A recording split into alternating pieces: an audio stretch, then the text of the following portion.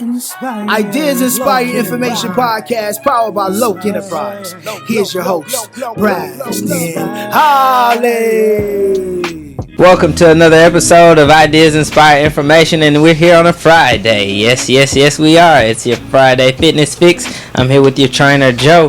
What's up, DJ? How you doing today, man? What's up? Another Friday, man. I'm excited. We got some good stuff to talk about today. Yes, sir. So we're talking about your basic exercise myths and misconceptions. We're going to keep it light. We don't want to hurt no feelings. We're just going to kind of give some basic information just so that we know we all can do a little bit better.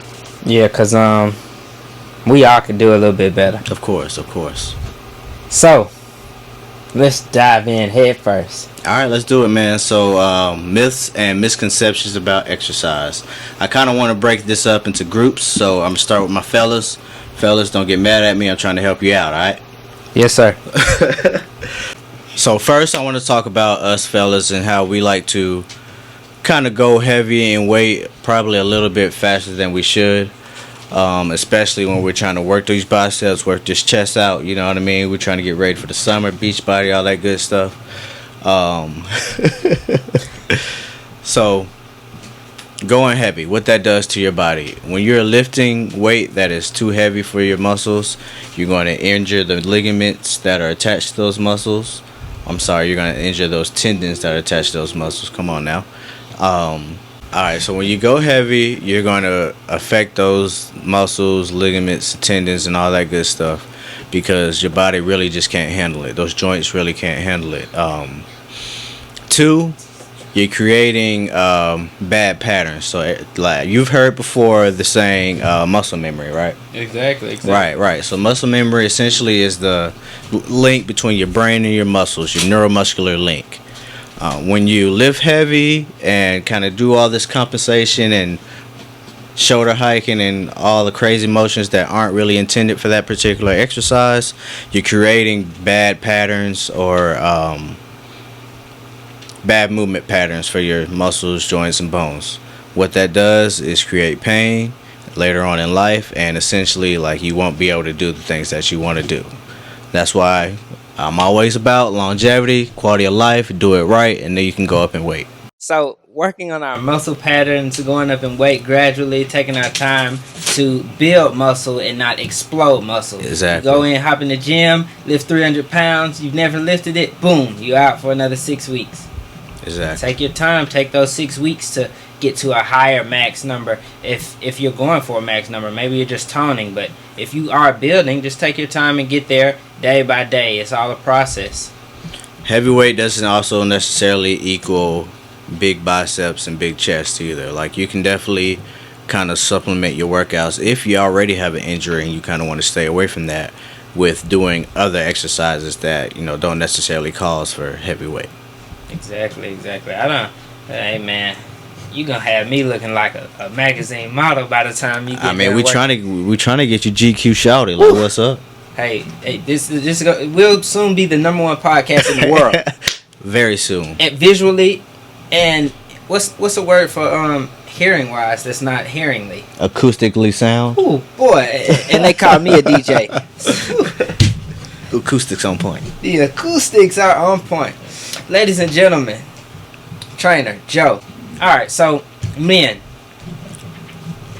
take it slow, day by day. And don't forget your legs. You don't want to look like a spin top. You go have a date, and it's the middle of the summer, and she's never seen you with shorts on, and you walking around with pirate legs. Y'all remember Larry the Lobster from SpongeBob? SpongeBob SquarePants. I ain't never seen him do a squat ever. No, but he does do those curls in his bench press. He be curling, you know what I'm saying? Look, fellas, all jokes aside, train your legs, train your butt, train your core, all that stuff, because the superficial things that you think about, like biceps, DJ. Core, want to plow down, get all these girls on the beach, but you're not thinking about the long run. You don't have substantial way of thinking. Exactly. You know what I mean? Exactly. take a couple episodes back. We'll figure. We'll tell you how to motivate yourself. But right now, like, lift your legs. Lift with your legs. Train your legs, because once you get 65, train your core, because once you get 65, you're gonna need those muscles that have started to decline. Because usually, I'd say age 55, maybe even you start atrophy around 40 something for male. So you're going to need to build that muscle to take you on to those golden years. Because if not, wheelchair, broken legs, knee replacements, all that good stuff is in your future. And I'm not here to like make you feel bad about yourself. I'm here to motivate you and get you out off the couch. Yeah, he gonna get you right. Also, can I just say, from a woman's point of view, Like, you know who that is. If you are not training your legs, I just want you to know, like, that is not sexy. That is not cute. You may can lift a woman with your arms, but can you walk her through a door? Or can you walk with her after lifting? I mean, I'm just saying. I don't know what she got on her mind, y'all, but Yeah. I think I get her point. I think I get her point. Essentially, like, you can lift with your arms, you can carry, but can you really put it on your back and really make it happen? Well, DJ, with that being said, I have a small issue with this here. I actually, my favorite exercises are actually leg exercises. Mm-hmm. Doesn't matter how much I do them, how heavy I do them, my legs don't grow. Now, I'll keep increasing weight. I'll get new maxes. Mm-hmm. They'll get stronger, but they just won't grow. You know what, man? And I hate to tell you this, bro, but it's genetics. Simply genetics, man. Well, like, what I would tell you to do... Stop doing upper body so I don't look like a spin top. No. Train your body as if you were training, regular. Do your core, do your arms, do your back, body, do everything. Our genetic makeup is not perfect, and sometimes we just don't get the things that we want. You know what I mean? Some people will never have a six-pack, and some people will never, have calves. I don't have calves at all. Like, I got little calves, you know what I'm saying? But my quads are straight. Yeah. I train my calves all the time, no matter how much weight, how many reps I do, they just don't grow. They're very cut and, lean and everything. That's probably what you should go for more rather than size. You know what I mean? Cut them up, lean, you know what I mean? Well, they don't have any problem with doing that, man. But Exactly. See, it's all grow. genetics. You probably have more fast twitch fibers than anything. You have different type of fibers, which kind of creates a different type of muscle tone also. I just keep them strong and watch them stay the same. How long have you watched it? DJ, my legs been this size since high school. As long as You stretch? I do more. I did then and now. It could be a bunch of muscle tension too, right? Yeah. Stretch. Okay, I'll stretch PT in the more. room, y'all. PT in the room. I'll keep stretching. That's my boo. The only thing that ever grows is my stomach. Goes out, and then I say no, and I get it back in. But see, once you get, so these people that have the big legs now, like me, later on in life, I'm going to have to worry about getting this stuff off of me so that I can move the way I want to later on in my years. You ain't going to have no problems with that. Yeah, but You know what if I mean? what I already have goes off as well? It's With your diet, are you cutting or are you bulking? yeah. That goes back to nutrition. I'm staying full. Now I will say Braxton he's straight on his nutrition. Maybe you need to focus on your macros, like we talked about in the exercise or diet episode, because that's a big deal too. Okay, well, I'll keep taking my advice that I've been given and continue to stay this size. No pain, no gain. Yes. So, fellas, there, especially in football culture, there's this huge misconception of no pain, no gain. Meaning, if you feel pain, ignore it, push through it, don't address it. And if you do address it, you're not elite and less than, so to speak, than your athletes who would. I would like us to get away from that thinking, because that's not right. One, because we're setting ourselves up for injury, and if you're really trying to go long in sports and really trying to make a career out of it, the more as your injuries stack up, the less likely you are to go pro. So that's one. Two, just in regular life, regardless if you're trying to go pro or not, like I'm pretty sure that the common person would just like to not hurt when they're exercising, or to not hurt like in life, period. So let me explain what pain is, so to speak. And we're not talking about muscle pain or normal exercise pain when it comes to soreness. Janisa, I know you have something to say about overexerting yourself when it comes to muscles. So we're gonna give me a second. I got you. So she's gonna say a big word, y'all, and it's gonna start with an R. But yeah, so let me talk about pain. When you lift and you hurt, when you lift after you hurt, and it's like an unnatural thing, not relating to muscle pain or soreness, there's something wrong going on with that connection, like I was talking about before, when the fellas go heavy, that neuromuscular connection. That pattern is off. You may have created a bad pattern, and now somewhere in that motion, you're hurting. You know what I mean? You got to fix a muscle that may not be firing off the right way. You got to get a ligament out of the way that's slipping over some sort of bony landmark. Something's going on in there that you have to take care of, or your pain will eventually get worse and move on to another body part. For instance, Unc, I love you. I love you. I love you. I love you. My Uncle Mike, he is a former Marine, honorably discharged Marine, and he has had knee pain for the longest. Every time he goes on a run, it may flare up on him. Every once in a while, we go out, vacations type stuff, walking forever. He has definitely addressed it, but maybe not to the point of where we can just kind of completely knock it out. So now he has hip pain, which has hindered him a lot as far as what he wants to do with his grandkids, the dogs, and just daily life. Quality of life is important, y'all. It is very important. Now he has back issues. My uncle is one of the most athletic guys that I know, and actually admire his athleticism growing up and seeing that he could go work out and do his thing and be healthy. So that goes to show, you really have to pay attention to how you're moving, what you're moving, how heavy it is that you're picking stuff up, and all this good stuff. So I told that long story essentially to say movement matters. The way you train your brain to train your muscle, what matters. You learn, your brain learns, and your muscles learn the same way. So just like you're trying to teach a child to read a book, you got to teach your muscles to move the right way. Well, DJ, thanks for that story.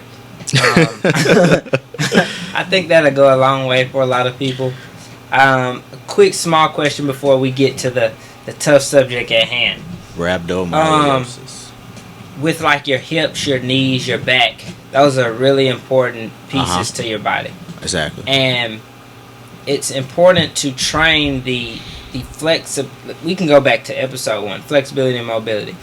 If you train your body as far as stretching those parts of your body consistently and keeping them in proper form, that will help you going on later on in life to not hurt, because they haven't just gotten tight and been hanging out and not been used. Just an example, if you don't stretch your hips properly, then you're gonna have hip pain, and hopefully none of us in here know what hip pain feels like, but that's not a part of your body you really want to hurt. You gotta walk in order to be able to do everything else. Your legs gotta move efficiently. So exactly, and imagine having that hip pain for X amount of years and never really adjusting it, just accepting it as a part of your life, and then eventually having to deal with the back. Exactly. You know what I mean? Exactly. That's, in my opinion, no way to live. And would suggest you figure it out. Yeah. I'm on board with that. Just in case you all need some workouts to take a look at, see how to stretch, how to do mobility and flexibility exercises, and even just your workouts. Trainer Joe on Instagram, Trainer Joe 20, Exactly. Joe Fitness. You can follow me, but they are his workouts, and yeah. So I be Holly. Definitely go and follow the pages. Go back and watch this episode and all other episodes on YouTube. Now let's tackle the tough cookie in the room. What can we do to help the women? Ladies, I love you, ladies. I love you, ladies. But there's some trends that I see in our American culture that kind of has gotten us to think that exercise is certain types of exercises are a hindrance to the female body and what they kind of want to put on display as far as their physique goes. So you may have already kind of guessed that I'm talking about lifting weights. I'm talking about lifting, resistance exercise, pumping iron. So a lot of ladies out there think that when they lift, if they do those compound exercises, if they do those Olympic exercises or deadlifts, they will get bulky. They will start to look mannish and kind of look like they'll kind of fight you if you walk up on them type stuff. So, exactly. They're very good, yes. So, ladies, that's not true. That don't happen. If you train the right way and if you lift like certain reps and sets, of course, like you can train for that type of muscle growth and maybe take some other stuff that, as far as hormones go, which I won't even go into that because some women do stuff like that because they love to lift and want to have that kind of. Okay, so ladies, my all natural ladies, you have estrogen in your body. That estrogen, we don't really have so much of. Men, you have estrogen too, but we don't have a whole bunch of it. Yeah, very low level. So that estrogen and very, very, very low level of testosterone in your body, it won't allow you to grow facial hair, won't allow you to grow chest hair and stuff like that. And it also affects your workouts differently from men. So when you lift like men, you won't necessarily get the same results as far as bulking and stuff like that, like men would. You actually get some great benefits. Resistance training is a great alternative to cardio. If you hate cardio, I still suggest doing cardio, but you can kind of trick yourself into not doing it if you get you a good resistance regimen going. Those hormones that we were talking about, we actually can boost those levels and make sure that everything's all good as far as your reproductive systems going, your lymph systems going, blood circulation, cardiovascular, all that good stuff. So I would say lift like crazy, and the results will come. Just make sure you got good movement patterns. You don't want to be like the fellas, and don't lift too heavy. Looks like my girl here has just joined us. Come here, give me a kiss, baby. Give me a kiss. Give me a kiss. Okay. And this is Maurice right here in the little corner. I think he's hungry. I just want to say, with the lifting heavy, that is absolutely true. You will not get bulky unless that is something that you're shooting for and you take external resources in order to make that happen, because you just doing it by yourself and not taking something like a steroid will not produce those looks. I myself lift in the gym, and it just depends on what I'm trying to do, whether I'm trying to bulk or whether I'm trying to cut and shred down a little bit on if I lift heavy. Right now I am lifting heavy, and if you've ever seen a picture of me, I do not look bulky at all. Maybe after I eat, but no. Do not look bulky. And like we said in a previous episode, the gym is not the only place that you have to go in order to be in good shape. I used to take a pole class, and I don't know, for the guys that have been to a strip club or for the ladies who have been to a strip club or something, those strippers are strong. Strong as hell. They Because strong that as hell. pole is hard. You are lifting. I know I couldn't do your it. Body weight, essentially. That is good, like calisthenics, being able to use your body weight, and that's a different type of exercise. Doing calisthenics, just doing body weight exercise, you don't even have to lift.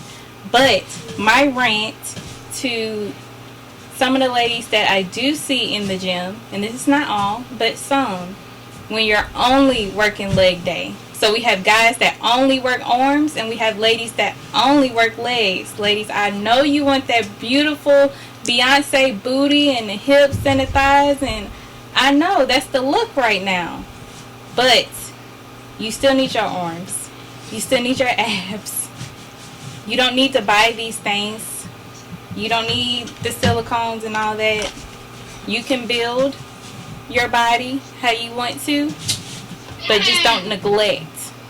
I mean, waist up. Don't neglect that, because I see a lot of people neglect. I appreciate you. Mom, you'll get it. Lord have mercy. All right, y'all. So, work your whole body. Don't neglect it. Treat yourself to a good workout, a good full body workout. But that brings me to our next topic, ladies. So how do you feel about this? I have heard a lot of women that will really focus in on their diet and take a super extreme diet, whether it's like, I'm going to go on a keto diet or no meat or whatever it may be. So whatever the fad is, they zoom in and try that for like a month or so, and they're like, well, I don't need to do exercise because this is just going to take care of everything for me. I feel like nutrition is a very important factor in your journey to good health and a healthy lifestyle, because this is not just a trend. You want to do this for a lifestyle. I think nutrition is important, but I feel like all the fad diets that are in, like the keto diet and paleo diet and stuff, and unless it's something that you're like committed to, like being a vegetarian or a vegan, you just solely don't want to eat animals. The diets, I believe, are a trend. They will come and they will go, but the ultimate goal should be to eat in moderation. You don't have to cut out a lot of things if you eat in moderation. Very true, very true, very true. Some very good thoughts and ideas on that. I like that you said that definitely diet should be a priority. I believe it should be a very first priority, and then fitness. Abs are made in the kitchen. Abs are made in the kitchen. Absolutely, absolutely. And it takes, I want to say, don't quote me on this now. I want to say for men, it takes about 17 to 20% body fat before you start seeing abs, or 4 to 17% before you start seeing abs, and 17 to like 24 for women. Body fat percentage. That is in the kitchen. You can't work like. You can't spot reduce fat. Exactly. Doing 1,000 crunch ups will not yield you abs just because sure you won't. did it. DJ, that's interesting that you say, because my body fat is at like 9, but my abs come and go, and well, that's predominantly at the bottom half, because I do like food, but You may need to So check on your gut health. yeah, I also skip some workouts here and there, so we're not gonna talk about that. But as far as when it comes to focusing on your diet and not worrying about exercise, great that you're focusing on your diet, but you should definitely, in my opinion, still do some sort of exercise, whether it's low impact, low cardio, just the bottom of the barrel, like you ain't doing nothing but walking. That's fine. Do some sort of exercise, because Joe Fitness is all about quality of life. Quality of life, Joe Fitness. Joe Fitness is trying to get you on into your 75-year-old years where you can still sprint and run around. Well, maybe not sprint, but where you can still keep up with the grandkids a little bit. Joe Fitness, old age running. So,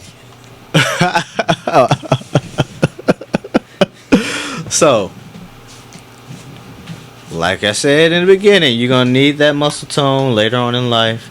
You're gonna need those strong ligaments and bones later on in life. So exercise, because that's the only way you're gonna build any sort of muscle, any sort of bone density. Ladies. So moving on to the next topic, our third and final topic. So we first of all, let's take a little recap. First, we talked about you ain't gonna get bulky if you lift. Eating right is cool, but lift also when it comes to exercise period. Walk, run, do what you gotta do, but just exercise also for those later years. Third and lastly, let's talk about exercise and pregnancy. I think a lot of people kind of end up stuck in a rut after they kind of have their baby because they've gained so much weight during their pregnancy, and it's like so hard to get it off once the baby actually is born. It's kind of like a defeating process, so to speak. I've never been pregnant, and I wouldn't even know where to start on how that feels. Not, so my man. yeah, I know, right? So Janisa, can you chime in on that? Like, I know the science behind it, but I think it would sound better for someone who has actually been pregnant before and birthed this beautiful son right here. Yeah, Maurice is sitting in her lap, y'all. What was the question? I'm sorry. So, Exercising during pregnancy? Yeah, exercise during pregnancy. So I know. Oh, I'm sorry. Let me start with the common misconception is that you can't really do a lot of exercise while you're pregnant or while you're carrying the baby. A lot of women just kind of think all you can do is walk. So that's kind of where I'm gonna leave it. And how do you feel about that? So I think that is a common misconception.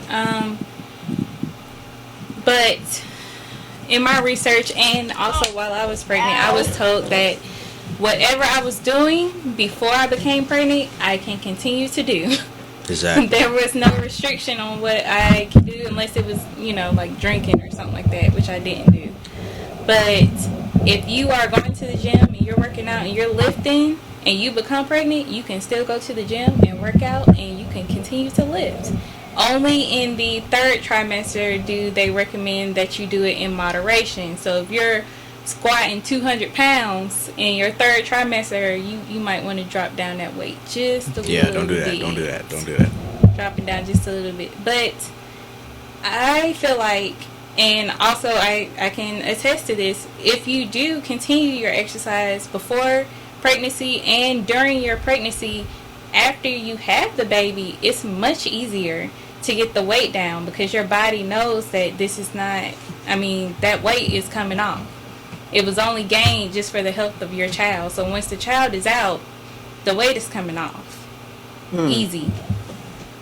I think I went back to my original weight maybe a month after I had Maurice. So then after that, it was just toning. Okay. A lot of insight there. I learned a lot. Yeah, me too. Cause we don't have babies. No, we can't make them. So yeah, exactly. Just to kind of reinforce what Janisa said, that is exactly what they taught us in school. That is exactly kind of what I've read here in recent times. You can do whatever you have been doing before you got pregnant while you're pregnant. Just up until that last trimester, or to the third trimester, I'm sorry, is when you need to kind of cool it down and kind of go back to your power walking and maybe not lifting as much weight. So hopefully we have kind of helped a lot of women out there and kind of figuring out their way and where they fit in with this fitness world. So we covered the men, we've covered the women. Braxton, what we got next? Well, looks like we need to cover both as a whole. Yeah, so let's talk about some like general things that may apply to women and men. And we're not saying that the things we talked about earlier couldn't apply to either or, but this kind of like a generalized. Yeah, like this is just like a generalized thing that we've seen in the past. So moving on to both men and women and, anything in between. Make sure your mic up behind it. Just can't see. So misconception number one. A lot of people think that exercise can erase bad eating habits, meaning no matter what you eat, how you eat, when you eat it, as long as you exercise, you're good. No, wrong. That ain't. You see how she laughing? No, no. I'm laughing because I did that. Oh, the culprit. And you know, when I was younger, I did that too. I remember, Anthony's, I remember telling you, I'll start worrying about my diet when I get older. And I was so wrong, and you tried to tell me. But it took me going to college and somebody else telling me. So I'm sorry about that. But, You know what it normally takes for your metabolism to slow down? what? I'm still For you waiting to on really- mine to slow down. For you Yeah, to really, oh, like, yeah, like when yeah. you're younger, your metabolism is really high, so you eat what you want Exactly. and work out, and it's fine. And then it slows Start down. slowing down on you. Like, ooh. And then you're like, oh wait, I'm actually gaining weight. Like, I can't drink like I used to. Alright, so yeah, exactly. When you're younger, we're 100 miles an hour, good to go, eat whatever, and we can pop up. We're good. But it don't quite go like that as you get older. So let's think about the damage we do to ourselves. Like, okay, because this is a silent killer right here. This is a slow race, a slow game. Cardiovascular health is very important, and you can't see a heart attack coming. You could be presumably healthy, and you could look healthy, but have terrible. I think you meant presumptually. Presumably. Looking at me, you can see that I look like a healthy human being, adult male, right? But I could have terrible cardiovascular health. My blood pressure could be through the roof. I could have plaque all in my arteries right now and would never know it because of me thinking that I'm gonna worry about my health when I get older in age. When essentially, me at this age, I'm this way because everything I've done in my past. And that's built off your diet, right? Built off my diet, exactly. Cool. Well, I guess that's why I like fruits and vegetables, huh? Exactly. I'm so thankful that my parents kind of set me straight on how to eat. Like, I kind of go astray sometimes. I like to hit McDonald's every once in a while, but as long as you have the foresight to know that you can't eat this every day all the time when you want it, and you can't do it 3 times a day, like, you gotta moderate yourself and figure out what works for you and do that shit. I agree, man. Everything is bad if you do it too much, and you can do anything too much. You can eat well, if you eat the same thing over and over, that won't be good for you. But everything you can eat is too much okay. of something healthy. Exactly. Definitely. Everything is okay in moderation. I mean, of course, not like hard drugs, but y'all get what we're going at. If you go and get you a hamburger sometimes from the fast food joint, that's okay, but don't go get one every 2 or 3 days. Maybe pick up one once a month because you're hungry. You don't have time to, stop, cook, or life happens. But make sure you're continuously fueling your body with the right vitamins, the right minerals, fruits, your vegetables, your correct meats, the things that you need properly to improve your stomach health. So there's this thing called intermittent fasting diet, and on that diet you have a binge period and a fast period. So during that binge period you eat whatever you want, well, not whatever you want, but you eat as much as you want during those particular hours, and then during your fast period you don't eat anything at all but drink water. Usually I suggest to my clients who are trying to lose weight to work out during their fasting period, because your body has its natural processes on how it makes energy and how it burns energy. We're talking about physiological level here. So the normal processes of when you burn energy, so you have sugar goes first, and then your carbs, and then your fat, I believe. So sugar burns up fast, And if you don't have enough blood sugar in your blood, or I'm sorry, if you don't have enough sugar in your blood, then you use that up going straight into carbs. If you haven't eaten anything in a while, or if you are in that fasting period, then carbs burn up quick and you don't have anything left but your fat deposits that may have built up over time. So now you're making energy out of the fat that you are trying to get rid of, essentially losing weight and toning your body and being a great, fitness person. So, what do you think that working out on an empty stomach does? Is that good for you? Is that bad for you? What's the best way of going about it?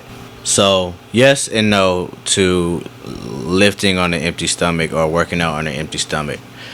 If you, at any point, if you get lightheaded, dizzy, or, you just kind of don't feel right during the exercise, you need to stop. You need to drink some water very slowly. Don't just guzzle down some water. You need to kind of cool it down a little bit, because that's your body telling you, hey, I don't have enough. I am on E. I'm on my reserves right now, and essentially I'm about to pass out. So you really need to gauge kind of how you feel. So if you don't have sufficient sugar, carbs in you already, then definitely eat something before you work out. If you're not at your ideal size and you kind of want to change that, you got to do a little more than just your standard exercises. You got to go out, do some cardio, do some running, and if you can't run right now, walk 10 minutes today, and tomorrow make it 15, and continue to increase. Continue to build cardio around your workouts in order to get to that desired size. And the last thing, the last myth, misconception, whatever you want to call it, is abs. We kind of touched on this a little bit earlier, but Janisa said it best. You cannot spot lose. You can't just pick a spot and lose from that particular spot. Ooh, look at my posture. You can't say, hey, I want a six-pack, so I'm going to do 500 crunches a night.